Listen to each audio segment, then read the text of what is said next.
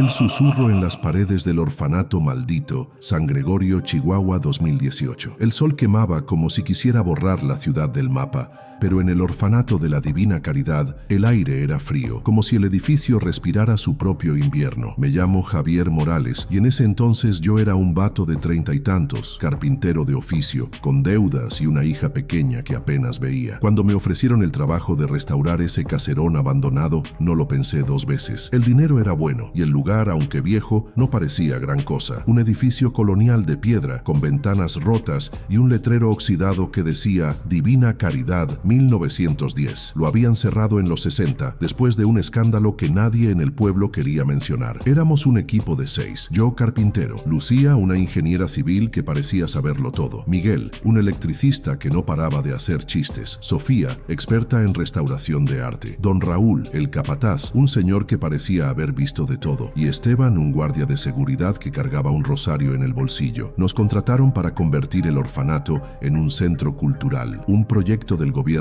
para revivir San Gregorio, pero desde el primer día algo no cuadraba. El silencio en el orfanato no era normal, no era la ausencia de ruido, sino algo más pesado, como si alguien estuviera conteniendo el aliento detrás de las paredes. Mientras descargábamos las herramientas, vi a Lucía mirando fijamente una ventana del tercer piso. ¿Qué pasa?, le pregunté. Ella frunció el ceño y dijo, nada, nomás, creí ver una cortina moverse. Pero todos sabíamos que las cortinas se habían podrido hacía décadas. El primer susto vino esa misma tarde. Estábamos revisando el plano del edificio cuando Miguel, el electricista, bajó al sótano para checar el sistema eléctrico. Subió pálido, con el sudor pegado a la frente. No vuelvo a bajar ahí solo, compa, dijo, y se negó a explicar por qué. Pensé que estaba exagerando, pero cuando me tocó ir al sótano a medir unas vigas, entendí de qué hablaba. El sótano era un laberinto de pasillos estrechos, con puertas de metal oxidadas y un olor a humedad que te calaba los huesos. En una de las paredes, alguien había tallado nombres: Juanito, 1962, María, no me dejes, ella me ve. Lo que más me heló la sangre fue una frase garabateada en rojo,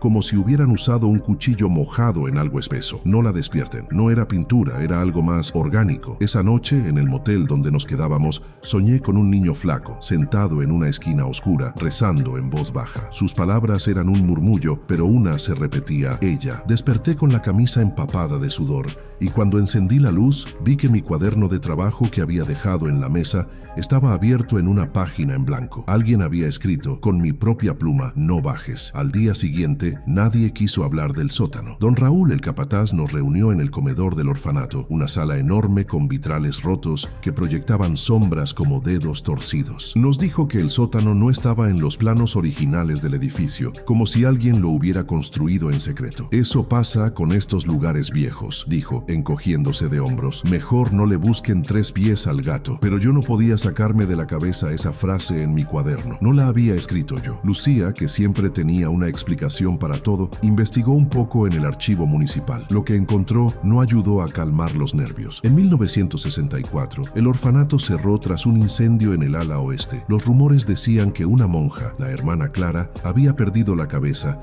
y encerraba a los niños en el sótano como castigo. Algunos nunca regresaron. Los registros oficiales hablaban de accidentes y desapariciones, pero nunca encontraron el cuerpo de Clara. La versión más loca decía que se había escondido en los túneles del sótano, viviendo como rata hasta que murió. O eso creían. Esa tarde, mientras trabajábamos en el segundo piso, empezó lo raro. Las herramientas desaparecían y aparecían en lugares donde nadie las había dejado. Una sierra que yo había usado estaba de repente en el pasillo, a 10 metros de donde la dejé. Miguel juraba que escuchaba pasos en el techo, pero el tercer piso estaba clausurado. Sofía, que restauraba un mural en la capilla, dijo que sentía un frío que no explicaba, como si alguien respirara en su nuca. Esa noche Esteban, el guardia, se quedó a vigilar el lugar. A la medianoche nos llamó por radio con la voz temblorosa. Vengan rápido, hay algo aquí. Cuando llegamos, lo encontramos en la entrada, con el rosario apretado en la mano. Nos llevó a un baño en el primer piso, donde una muñeca de trapo, vieja y mugrosa,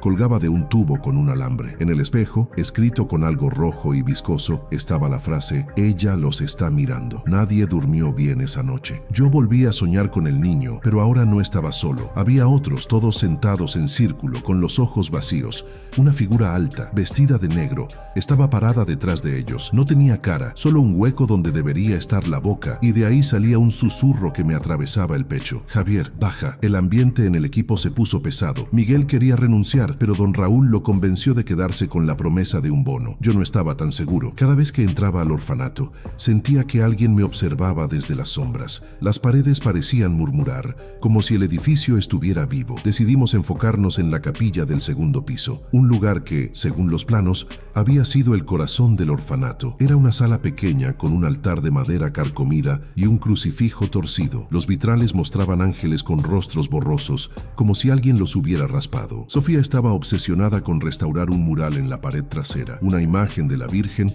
que parecía mirarte sin importar desde dónde la vieras. Mientras trabajábamos, el frío volvió. No era un frío normal, sino uno que te metía los dedos hasta los huesos. De repente, la radio de Esteban empezó a sonar sola, aunque estaba apagada. Era una voz de mujer, cantando una nana en un idioma que no entendíamos. Miguel, que estaba subido en una escalera, gritó y cayó. Dijo que algo lo había empujado. En el suelo, encontramos un pedazo de tela negra como de un hábito de monja, pero nadie recordaba haberlo visto antes. Esa noche, Lucía nos reunió en el motel y nos mostró un artículo viejo que había encontrado en línea. Era de 1964, justo antes del cierre del orfanato. Hablaba de una niña que había escapado y contado a la policía que la hermana Clara hablaba con algo en el sótano. Según la niña, Clara decía que la voz le ordenaba castigar a los niños que no obedecían. La niña juraba que había visto a Clara arrastrar a un niño al sótano y que nunca lo volvieron a ver. Después de eso, los sueños se pusieron peores. Soñé que estaba en la capilla, pero el mural de la Virgen ya no era la Virgen. Era una mujer sin rostro, con un hábito negro y sus manos goteaban sangre. Me señalaba una trampilla bajo el altar. Cuando desperté, tenía marcas rojas en las muñecas, como si alguien me hubiera sujetado con fuerza. El cuarto día, Esteban no apareció. Lo llamamos, pero su teléfono estaba apagado. Don Raúl dijo que seguro se había asustado y renunciado,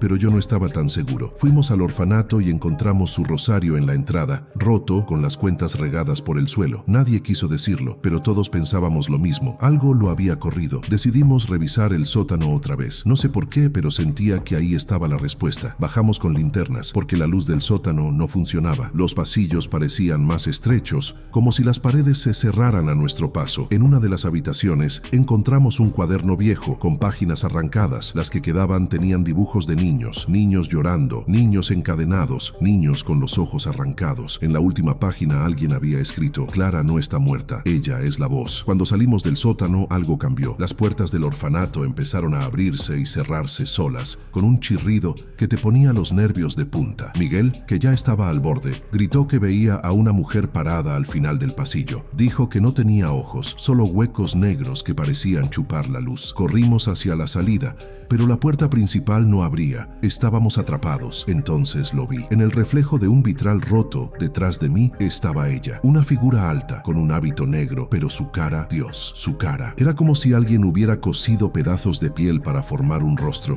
pero los ojos no estaban alineados y la boca se abría demasiado. No me moví, no podía. Solo caminé de espaldas, sintiendo su aliento frío en mi nuca, hasta que logré salir por una ventana rota. El equipo estaba roto. Miguel renunció esa misma noche y Sofía dijo que no volvería a menos que trajéramos un cura. Lucía, que siempre había sido la más racional, empezó a dudar de todo. Encontró más documentos, cartas de una monja que trabajó con Clara, diciendo que la hermana tenía visiones y que creía que un espíritu le hablaba desde los túneles. La última carta terminaba con una advertencia: no dejen que ella los engañe, no es humana. Don Raúl insistió en terminar el trabajo. Dijo que solo faltaba sellar el sótano y que el gobierno no pagaría si no acabábamos, pero nadie quería bajar. Al final me ofrecí, no porque fuera valiente, sino porque sentía que algo me jalaba hacia ahí, como si el orfanato quisiera que viera algo. Bajamos con tablas y cemento para cerrar las entradas al sótano. Mientras trabajábamos, escuchamos un grito. No era humano, era algo que que venía de las paredes, como si el edificio estuviera vivo y nos odiara. Las linternas parpadearon y por un segundo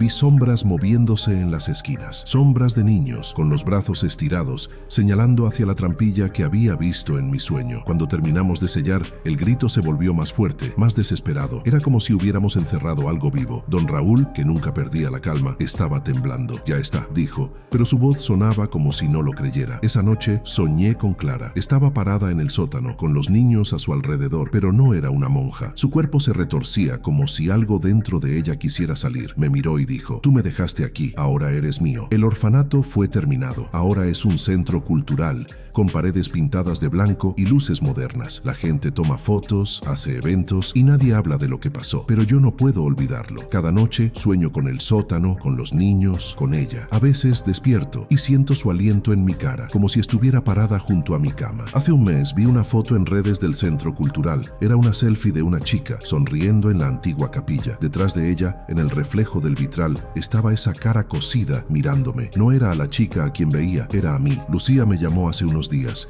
Dijo que encontró un artículo sobre San Gregorio de 1965. Hablaba de un sacerdote que intentó exorcizar el orfanato después del cierre. Murió en el sótano, con el cuerpo cubierto de arañazos. La última línea del artículo decía: el mal no se va, solo espera. No volví a San Gregorio, no quiero, pero a veces cuando estoy solo, escucho un susurro en mi cuarto. Es su voz diciendo mi nombre. Sé que no estoy loco. Sé que ella sigue ahí, en las paredes, en los túneles, esperando a que alguien baje de nuevo. Y sé que tarde o temprano me encontrará.